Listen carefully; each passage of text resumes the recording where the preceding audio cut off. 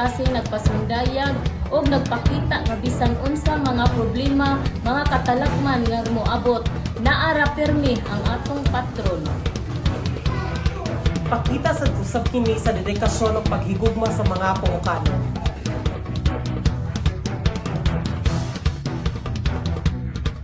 Dako kaayo ang akong kalipay nga magpasundayag jud kita alang kang Senyor San Pedro. Kay tungod ani, makapakita kita nga nagpasalamaton kaayo kita sa atong patron.